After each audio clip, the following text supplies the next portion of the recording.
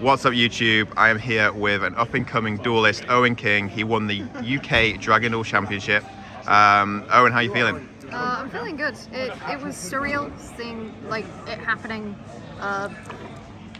It just feels great, you know. Yeah. Like, look at this cool trophy. So what you want is you want a trophy, a paid trip for you and your guardian, well, you and your mum, I'm sure, to Euros, where you can play for an invite. I'm pretty sure it'll carry on to move forward for the World Championships next year. You played Swordsoul. I'm sure it played very well for you. Yeah. How would you like Swordsoul? I think it was the correct deck choice, especially for Dragon Duels. A lot of the theory was that I'm playing in Dragon Duels, so there might not be the same deck choices like Despia or Therion. So it's just a very good rogue stomper, which is expected for Dragon Duels. Yep. It's also extremely consistent and just generally powerful. I would have taken it to the main event regardless if I was playing in main event. Nice. And how old are you? I am 13. 13, great. Okay. Any shout-outs you'd like to give before we get into the profile? I'd like to shout out Jamie Hunter. He gave me the list and I worked on it a little bit, mostly the non-engine and the side deck I changed. My mum for driving 4 hours to get here. Wow. Okay, she's the real one. Yeah. Shout out, mum. Shout out to Dags for this awesome token. Welcome, mate. You're welcome. Yeah. Great. All right, perfect. And yeah, again, this trophy looks cool. How many cards do you main deck? 42. 42. Great. And then we're gonna get into the profile. So we'll start off with main, and we'll go to extra on the side. Yeah. So for the main deck, it's almost a completely standard main deck. Swordsoul's. The only real controversial thing I would say is the Two Ecclesia. The theory behind Two Ecclesia is that it's because it's the weakest one into the hand traps that are popular at the moment, Ash. It's not that great, and opening multiple Ecclesia never feels great. It's also not a worm, but it is good going second, and it's just another starter, so I never wanted less Ecclesia, and it felt good drawing it most of the time unless they had Ash. I think the rest was standard except for maybe double Taie. Some lists cut it to 1, but when you're playing Desires, and that's just not good, the second one comes up even without banishing it off Desires. I just think it's the optimal ratio to play it at 2. Okay.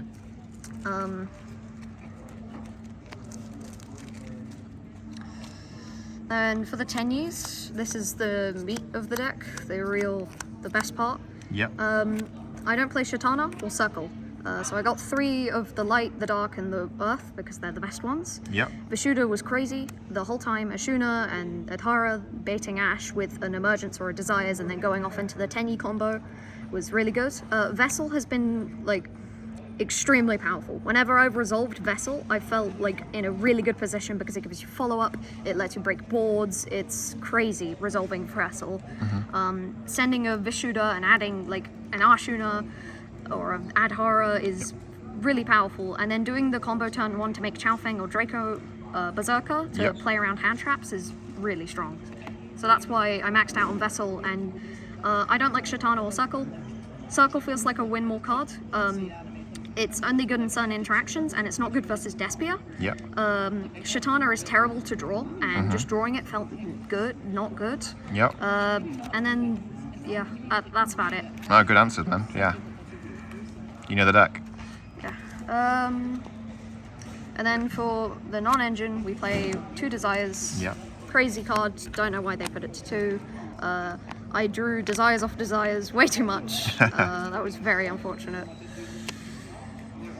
1 called by. I think in any deck you ever play, you should always be playing the 1 called by, no matter what it is. This card is broken, and I believe it should be banned. Yeah. 1 Harpy's Feather Duster. So the theory with Duster is mine is extremely popular, and because I'm in a Dragon Duel event, I feel like people would want to play mine because they're seeing everyone top with it.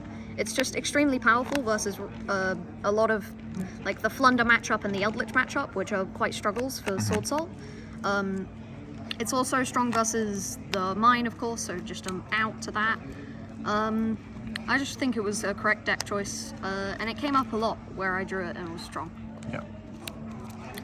And then 3 droplets. I borrowed these off of my friend. The droplets were really strong whenever I resolved them. I resolved it once versus Flunder, but the rest of the time it just didn't come up. I played against a lot of matchups where droplets just wasn't that strong. But I think this was the correct thing because I did resolve it to stop her token collector, and that let me win the game from there. 3 Effect Veiler, 3 Ash, and 3 Imperm for the hand traps. Yep. I think these are the strongest hand traps at the moment. Ash is of course mandatory when Despia is a deck, and it's always going to be good. It's a card that's been good for 5 years now, and I don't see it falling out of the meta anytime soon. Yep. Imperm was crazy. This was the best hand trap by far because I played against 2 Flunders. So being able to imperm their Egglin or their barrier statue and let me play, because the rest of the Flunder board doesn't do anything, because your tennies can bait it out and just win. Whereas the imperm on the statue is really strong, and then 3 Veiler, another really strong hand trap. It's a level 1 which you can make Yazi with Long Yuan to play through Token Collector. Okay. And that's it for the main deck. With the main, would you change anything? The only things I would consider changing would probably be the hand traps ratios and maybe the HFD. It just depends on how much you want to expect mine. Okay, that's fair. I'm just curious as well. What's the metagame like for Dragon Duel? Is it tier 1 decks everywhere? Or? It's mostly rogue decks and budget decks Okay. because people really... It's kids, so they can't afford the expensive decks. Yeah. I'm just very lucky with my pack pulls and starlights. So it was a lot of Flunder, a lot of... there was one Salad player who was by far the best player there. He was really good. I managed to beat him though. And then, yeah, Flunder... Of course, there was always the one anime kid who didn't really understand the game. Yep. That's fair. I'm just curious, yeah. I'm sure the viewers are as well. Okay, and then extra deck. We got the tokens, of course. Yep. Dags token, best token. One of my opponents actually asked me to use the Dags token because they thought it was cooler. Yeah, this is Dags, yeah, everyone. Dags on Twitch, everyone. And then for the actual extract, for our Swordsoul, we have 2 Chi-Shao, Yep. 1 Long Yuan, and 1 Cheng-Ying. Yep. Cheng-Ying came up twice in my top 4 match versus Flunder, where I just, I made this in defense, and he Raigeki'd me twice, and I just kept protecting Cheng-Ying, and he just couldn't stop me. He bricked, and so I just played Cheng-Ying beatdown. Being able to use Desires to make your Cheng-Ying absolutely massive is really strong. And then 2 Chi-Shao because the second one comes up very often. Long Yuan was by far the best 10 in my deck. Okay. I made it so much. It's just, I played against a lot of Flunder, so it wasn't that strong, but it was very strong versus Salad. Then for the Yangzings, weirdly enough, I did not make Chao Feng or Yazi once, but I did make Baxia a lot, and it was completely broken. Baxia is crazy. Yeah. Just being able to shuffle back your opponent's field and then Taiye, send a Moye, and keep playing is so ridiculous. You can also make it very easily with the 10 years, so it's just so powerful. The Yazi, of course, is there for playing around the token collector by syncing off a Long Yuan and a Taro or a level 1. And then Chao Feng you can make to play around Nibiru turn 1 with your Tenyis and your Baxia. And then we have 1 Baron. Card's broken.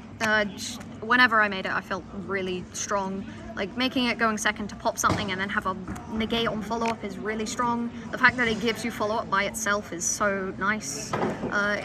Just a good card. 1 Draco Berserker. I made this a lot to play around Token Collector. And it's extremely powerful going second because it's a 3k body that will get another attack and gain attack points. So it's like this deck's Boral Sword. And the banishing effect is of course crazy, and you make it really easily with your Tenyis. 1 Psychic Game Punisher. This didn't come up. In theory, it comes up with Monk of the Tenyi against the Masquerade board that they make. And it's just not... It's good. I think it was the correct card to play in this 15th slot. Yeah. But it just didn't come up for me. Yeah, even like Ash Blossom and Chi-Zhao as well. Then you got 3 Monk. and 1 shaman. The third monk came up a lot, the shaman came up a lot. Yep. Wouldn't change anything about this ratio. I feel like 3 monk is correct in this build because you go through 1 on your turn 1, and then you need a lot in your grind game because the 10Ys are just so powerful. I believe the 10Ys are the best part of this deck. Yeah. And that's it for the extra. Perfect. Anything you change in the extra, or are you just comfortable with that? I think it's fine. The only thing that could be changed is the End Punisher, but that would be more testing, I don't know. Yeah. Are you okay, Jamie? That was his suggestion. And for the side deck, Sure. I played 3 Ruler. How was this? So, I didn't side it in once because I played against 0 combo decks. It was mid-ranged and Flunder. It's okay versus Flunder, but I didn't draw it at all. It's really good versus the Punk Therion and all the Punk decks, basically. Because it's really hard to beat the Punk decks because they set up a Scythe. It's really hard, but the Dark Ruler helps you with that. It's another reason I'm maining Droplet is because it beats the Punk decks. Yep. But yeah, Dark Ruler was really strong. It also stops a lot of just rogue combo decks. 3 Twin, 1 Red Reboot for the back row hate. Reboot is really strong. This is another bannable card, and I feel like it should be included in every side deck, just because it's an auto win if you draw it versus Eldritch or Dinomorphia. 3 Twin is also really good because you can activate it in draw phase or standby phase and stop the Flunder trap. Yep. You can bait out Branded in red. It's just nice. I sided in Twin a lot and it came up. Too evenly. This card's really strong. It's really good versus Flunder. It's good versus Salad. It's good versus pretty much everything at the moment.